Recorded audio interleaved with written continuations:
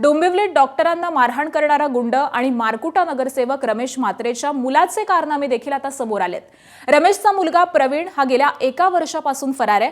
घरातच बोगस सातबारा तयार करून अनधिकृत इमारत उभारल्याचा प्रकार त्याने केलाय आणि त्याच्यावरती विष्णुनगर पोलीस ठाण्यात गुन्हाही दाखल आहे। तरी देखील त्याला अटक झालेली नाही। पोलिसांना त्याला शोधायचं नाही का असा सवाल उपस्थित झालाय। धक्कादायक म्हणजे इमारत अनधिकृत जाहीर होऊन देखील मनपा इमारतीवरती बुलडोझर चालवायला धजावत नाहीये। त्यामुळे मनपा पोलीस देखील रमेश म्हात्रेला घाबरून असतात का असा सवाल उपस्थित झालाय। रमेश म्हात्रेंना निवडणुकीच्या प्रतिज्ञापत्रात कुटुंबाकडून कोणतंही अनधिकृत बांधकाम झालं नसल्याचं लिहून दिलं होतं। आता रक्ताच्या नात्यातील मुलानंच थेट सरकारी कागदपत्रांमध्ये फेरफार करून बेकायदा इमारत उभारल्याचं उघड झालंय। मात्र तो अजूनही फरार आहे। त्यामुळे म्हात्रेचे नगरसेवक पद तात्काळ रद्द करावं यासाठी कल्पेश जोशी गेल्या 7 महिन्यांपासून राज्य निवडणूक आयोगाकडे पाठपुरावा करतायत।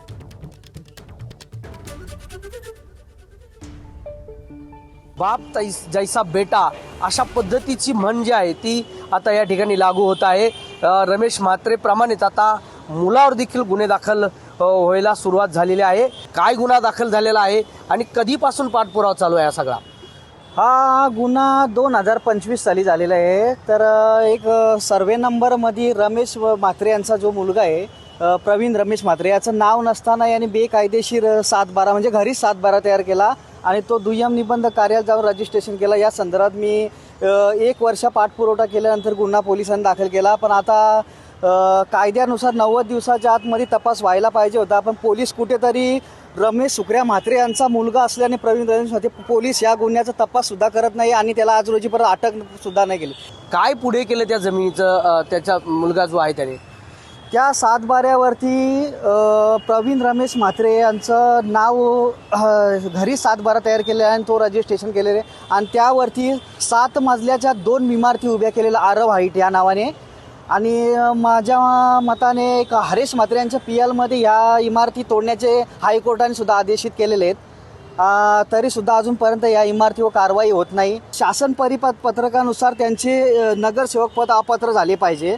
तर या संदर्भात मी 21/1/2026 रोजी ॲफिडेव्हिटचं पत्र तयार केलं पण अजून परत प्रशासन त्यांना वाचवत आहे।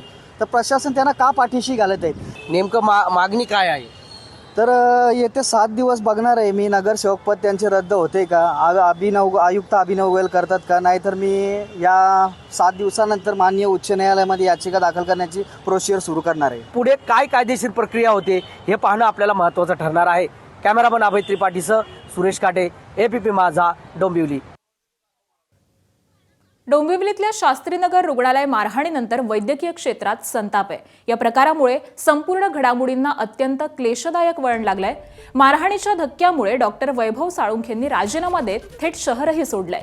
तर डॉक्टर वृष्टी बाविस्कर पुन्हा रुग्णालयात हजर राहणार नसल्याचं स्पष्ट करतायत। वैद्यकीय सेवेला देखील वृष्टी यांनी रामराम केलेला आहे असं सांगितलं जात आहे। मानसिक धक्क्यात असलेल्या वृष्टी मला मारू नका असं ओरडत रात्री दचकून झोपेतून जाग्या होतात असं त्यांच्या पालकांनी सांगितलंय। आपल्यासोबत सृष्टीचे वडील महेंद्र बाविस्कर हे देखील स्वतः डॉक्टर आहेत। नेमकं काय घडलंय, काय परिस्थितीमधून ते आता जात आहेत, आपण त्यांच्याकडून जाणून घेणार आहोत। डॉक्टर साहेब, नेमकं काय घटना घडली होती?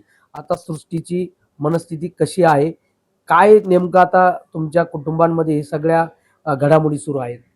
दिनांक 6ला जो शास्त्रीनगर हॉस्पिटलवर जो हमला झाला, जो प्राणघातक हल्ला डॉक्टरवर झाला, डॉक्टर सृष्टीला मारझोड झाली, सिस्टर लोकांना मारझोड झाली, मावशी लोकांना मारझोड झाली, तो धक्का किंवा ती मारझोड एवढी भयानक होती, त्या घटनेचा परिणाम यांच्या एवढा खोलवर गेला की हे एकदम मानसिकदृष्ट्या कोलॅप्स झाले। यांच्या एक प्रकारचा सदमा त्यांच्यात पोहोचला। ते झोपेत पण ते असे ओरडते की मारतायत, मारू नका आणि त्या गुंडांची दहशत एवढी होती की ते डॉक्टर अशा सदम्यामध्ये गेलेत की त्यांना ते सुचत नाही, ते काम करण्याच्या परिस्थितीमध्ये नाही आहेत। आणि त्यातल्या त्यात गव्हर्नमेंट हॉस्पिटलमध्ये काम करायचं आणि गुंड्यांचे मार खाण्यापेक्षा ते गव्हर्नमेंट हॉस्पिटलमध्ये किती सुरक्षा रक्षक आहेत, किती सिक्युरिटी आहेत, हे त्यांना याची गरज आहे। जोपर्यंत सरकार याची दखल घेत नाही तोपर्यंत शासकीय हॉस्पिटलमध्ये डॉक्टर असतील, नर्स असतील, यांचं जीवन धोक्यात आहे। खरं पाहिलं तर आता सृष्टी जी आहे मानसिक धक्क्यामध्ये आहे। झोपेमध्ये ती बडबड करते, मारतायत असं देखील बोलते. मात्र आता तुम्ही त्या रुग्णालयामध्ये पुन्हा रुग्णसेवेसाठी ती जाणार आहे का, किंवा तिने आता राजीनाम्याची देखील चर्चा आहे, मात्र आता काय विचार केलाय किंवा तिच्याशी तुमचं काय बोलणं झालंय का? सध्या ती मानसिक धक्के असल्यामुळे आता तरी सांगू शकत नाही, पण भविष्यात आम्हीच विचार करू की त्या हॉस्पिटलमध्ये न गेलेलं बरं. राजीनामा तर दिला नाही आहे, पण भविष्यामध्ये प्रोटेक्शनच नाही आहे त्या हॉस्पिटलमध्ये, तर काम करून काय फायदा. आज हा येईल, उद्या दुसरा येईल, परवा तिसरा येईल.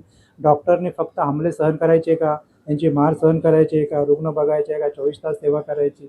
जोपर्यंत सिक्युरिटी नाही तर कोणताही पॅरेंट्स, आई वडील आपल्या मुलांना, डॉक्टर पॅरेंट सरकारी हॉस्पिटलमध्ये पाठवणारच नाहीत जोपर्यंत त्यांना सिक्युरिटी नाही. तर डोंबिवलीतील डॉक्टरांना मारहाण करणारा गुंड आणि मारकुटा नगरसेवक रमेश म्हात्रेच्या मुलाचे कारनामे आता समोर आलेले आहेत. रमेशचा मुलगा प्रवीण हा गेल्या 1 वर्षापासून फरार आहे आणि घरातच बोगस सातबारा तयार करून अनधिकृत इमारत उभारल्याचा प्रकार त्यानं केलेला आहे आणि त्याच्यावरती विष्णुनगर पोलीस ठाण्यामध्ये गुन्हा देखील दाखल झालेला आहे. मात्र अद्यापही कोणतीही कारवाई त्याच्यावरती करण्यात आलेली नाहीये, त्याला अटक देखील झालेली नाहीये. पोलिसांना त्याला शोधायचं नाहीये का, असा देखील सवाल या निमित्तानं पोलीस यंत्रणेवरती आता उपस्थित झालेला आहे. आणि या सगळ्यामध्ये धक्कादायक बाब म्हणजे इमारत अनधिकृत जाहीर होऊन देखील मनपा इमारतीवरती बुलडोझर चालवायला धजावत नाहीये. त्यामुळे महानगरपालिका, पोलीस रमेश म्हात्रेला घाबरून असतात का, असा देखील सवाल या निमित्तानं उपस्थित झालाय. रमेश म्हात्रेनं निवडणुकीच्या प्रतिज्ञापत्रामध्ये देखील कुटुंबियांकडून कोणतंही अनधिकृत बांधकाम झालेलं नाही तसं लिहून दिलेलं होतं आणि त्यानंतर त्यानं ही निवडणूक लढवलेली होती. मात्र आता रक्ताच्या नात्यातील मुलानंच थेट सरकारी कागदपत्रांमध्ये फेरफार करून बेकायदा इमारत उभारल्याचं उघड झालेलं आहे. मात्र हा मुलगा अजूनही फरार आहे, त्यामुळे म्हात्रेचं नगरसेवक पद हे आता तात्काळ रद्द करावं अशी देखील मागणी जोर धरू लागली आहे. आणि प्रवीण म्हात्रेच्या अनधिकृत इमारतीची गंभीर दखल महसूल मंत्री चंद्रशेखर बावनकुळेंनी घेतली आहे. त्यावर कारवाई होईल. आमच्या महसूल खात्याही छेडछाड केली असेल कोणी, कारवाई करू, त्याच्यात काही प्रश्न नाही. त्यावर कारवाई होईल. आमच्या महसूल खात्याही छेडछाड केली असेल कोणी, कारवाई करू, त्याच्यात काही प्रश्न नाही.